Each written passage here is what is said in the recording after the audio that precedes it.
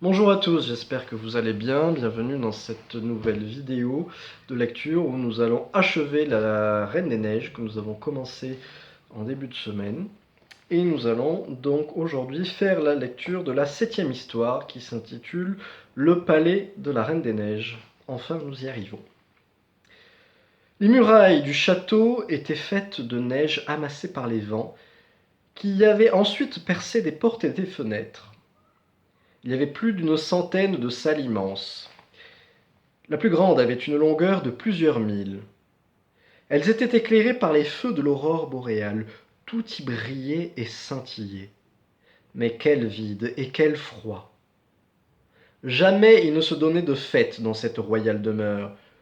C'eût été chose facile pourtant que d'y convoquer pour un petit bal les ours blancs qui, la tempête servant d'orchestre, auraient dansé des quadrilles dont la gravité décente eût été en harmonie avec la solennité du lieu. Jamais on ne laissait non plus entrer les renards blancs du voisinage. Jamais on ne permettait à leurs demoiselles de s'y réunir pour babiller et médire, comme cela se fait pourtant à la cour de bien des souverains. Non, tout était vaste et vide dans ce palais de la Reine des Neiges, et la lumière des aurores boréales qui augmentait, qui diminuait, qui augmentait de nouveau, toujours dans les mêmes proportions, était très froide elle-même. Dans la plus immense des salles, on voyait un lac entièrement gelé, dont la glace était fendue en des milliers et des milliers de morceaux. Ces morceaux étaient tous absolument semblables l'un à l'autre. Quand la Reine des Neiges habitait le palais, elle trônait au milieu de cette nappe de glace qu'elle appelait le seul vrai miroir de l'intelligence. Le petit quai était bleu et presque noir de froid. Il ne s'en apercevait pas. D'un baiser, la Reine des Neiges lui avait enlevé le frisson. Et son cœur n'était-il pas d'ailleurs devenu de glace? Il avait dans les mains quelques-uns de ces morceaux de glace plats et réguliers dont la surface du lac était composée. Il les plaçait les uns à côté des autres en tous sens, comme lorsque nous jouons au jeu de patience. Il était absorbé dans ces combinaisons et cherchait à obtenir les figures les plus singulières et les plus bizarres. Ce jeu s'appelait le grand jeu de l'intelligence, bien plus difficile que le casse-tête chinois. Ces figures hétéroclites, qui ne ressemblaient à rien de réel, lui paraissaient merveilleuses, mais c'était à cause du grain de verre qu'il avait dans l'œil. Il composait, avec ces morceaux de glace, des lettres et parfois des mots entiers.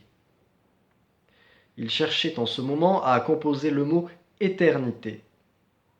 Il s'y acharnait depuis longtemps déjà sans pouvoir y parvenir. La Reine des Neiges lui avait dit « Si tu peux former cette figure, tu seras ton propre maître. Je te donnerai la terre tout entière et une paire de patins neufs. » Il s'y prenait de toutes les façons, mais sans approcher de la réussite. « Il me faut faire un tour dans les pays chauds, dit la Reine des Neiges. Il est temps d'aller surveiller les grands chaudrons. » Elle entendait par ces mots les volcans l'Etna et le Vésuve. La neige de leur cime est peut-être fondue. Elle s'élança dans les airs. Kay resta seul dans la vaste salle de plusieurs milles carrés. Il était penché sur ces morceaux de glace, imaginant, combinant, ruminant comment il pourrait les agencer pour atteindre son but. Il était là, immobile, inerte. On l'aurait cru gelé. En ce moment, la petite Gerda entrait par la grande porte du palais. Des vents terribles en défendaient l'accès. Gerda récita sa prière du soir, et les vents se calmèrent et s'assoupirent. L'enfant pénétra dans la grande salle. Elle aperçut Kay, le reconnut, vola vers lui en lui sautant au cou, le tint embrassé en s'écriant « Kay, cher petit Kay, enfin je t'ai retrouvé !» Lui ne bougea plus, ne dit rien. Il restait là, raide comme un piquet, les yeux fichés sur les morceaux de glace. Alors la petite Gerda pleura de chaudes larmes. Elles tombèrent sur la poitrine de Kay, pénétrèrent jusqu'à son cœur et en fondirent la glace, de sorte que le vilain éclat de verre fut emporté. Il leva la tête et la regarda. Gerda chanta comme autrefois dans leur jardinet le refrain du cantique. Les roses fleurissent et se fanent, mais bientôt nous reverrons la Noël et l'enfant Jésus. Kay, à ce refrain, éclata en sanglots. Les larmes jaillirent de ses yeux et le débris de verre en sortit, de sorte qu'il reconnut Gerda, et transporté de joie, il s'écria: Chère petite Gerda, où es-tu restée si longtemps? Et moi, où donc ai-je été? Regardant autour de lui: Dieu, qu'il fait froid ici, dit-il, et quel vide affreux! Il se serra de toutes ses forces contre Gerda, qui riait et pleurait de plaisir de retrouver enfin son compagnon. Ce groupe des deux enfants, qu'on eût pu nommer l'amour protecteur et sauveur, offrait un si ravissant tableau que les morceaux de glace se mirent à danser joyeusement, et lorsqu'ils furent fatigués et se reposèrent, ils se trouvèrent figurer le mot éternité, qui devait donner à Kay la liberté, la terre tout entière et des patins neufs. Gerda lui embrassa les joues, et elles redevinrent brillantes. Elle baisa les yeux qui reprirent leur éclat, les mains et les pieds où la vie se ranima, et Kay fut de nouveau un jeune garçon plein de santé et de gaieté. Ils n'attendirent pas la Reine des Neiges pour lui réclamer ce qu'elle avait promis. Ils laissèrent la figure qui attestait que Kay avait gagné sa liberté. Ils se prirent par la main et sortirent. Ils parlaient de la grand-mère, de leur enfance et des roses du jardinet sur les toits. À leur approche, les vents s'apaisaient et le soleil apparaissait. Arrivés aux broussailles chargées de fruits rouges, ils trouvèrent le renne qui les attendait avec sa jeune femelle. Elle donna aux enfants de son bon lait chaud. Puis, les deux braves bêtes les conduisirent chez la Finoise où ils se réchauffèrent bien, puis chez la Laponne qui leur avait cousu des vêtements neufs et avait arrangé pour eux son traîneau. Elle les y installa et les conduisit elle-même jusqu'à la frontière de son pays, là où poussait la première verdure. Kay et Gerda prirent congé de la bonne Laponne et les deux reines qui les avaient amenés jusque-là.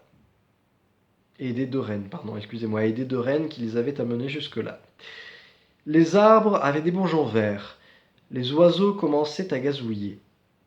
Tout à coup, Gerda aperçut sur un cheval magnifique qu'elle reconnut, c'était celui qui était attelé au carrosse d'or, une jeune fille coiffée d'un bonnet rouge.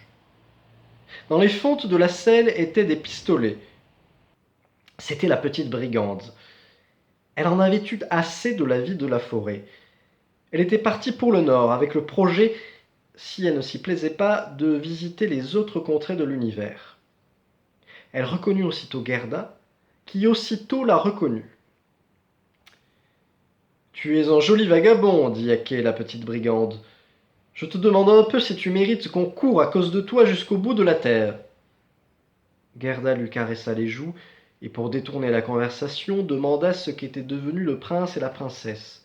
« Ils voyagent à l'étranger, répondit la fille des brigands. Et les corneilles? Celle des bois est morte. L'autre porte le deuil et se lamente de son veuvage. Entre nous, ces plaintes ne sont que du babillage. Mais raconte-moi donc tes aventures et comment tu as attrapé ce fugitif. » Gerda et Kay firent chacun leur récit. Schnipp, schnapp, schnour, pour Basselour, dit la petite brigande. Elle leur tendit la main, leur promettant de les visiter si elles passaient par leur ville. Elle reprit ensuite son grand voyage. Kay et Gerda marchaient toujours la main dans la main. Le printemps se faisait magnifique, amenant la verdure et les fleurs. Un jour, ils entendirent le son des cloches, et ils aperçurent les hautes tours de la grande ville où ils demeuraient. Ils y entrèrent, montèrent l'escalier pour aller chez la grand-mère. Dans la chambre, tout était à la même place qu'autrefois. La pendule faisait toujours tic-tac. Mais en passant la porte, ils s'aperçurent qu'ils étaient devenus de grandes personnes. Les roses devant la mansarde étaient fleuries. Kay et Gerda s'assirent sur le banc comme autrefois. Ils avaient oublié comme un mauvais rêve les froides splendeurs de la Reine des Neiges. La grand-mère était assise au soleil et lisait la Bible. Si vous ne devenez pas comme des enfants, lisait-elle, vous n'entrerez pas dans le royaume de Dieu. Kay et Gerda se regardèrent et comprirent le vieux refrain. Les roses fleurissent et se fanent, nous verrons bientôt l'enfant Jésus. Ils restèrent longtemps assis, se tenant par la main. Ils avaient grandi, et cependant, ils étaient encore enfants, enfants par le cœur. Voilà, c'est la fin de La Reine des Neiges. J'espère qu'elle vous a plu. Vous pouvez donc retrouver toutes les vidéos dans la playlist de La Reine des Neiges. Maintenant, vous pouvez vous faire toute la lecture en une fois. Quant à moi, je vous dis à très bientôt. Je ne sais pas encore quand. Peut-être demain, peut-être dans plusieurs jours. En tous les cas, ce qui est certain, c'est que ça sera pour quelque chose de très différent. Voilà. Sur ce, je vous dis donc à la prochaine et portez-vous bien.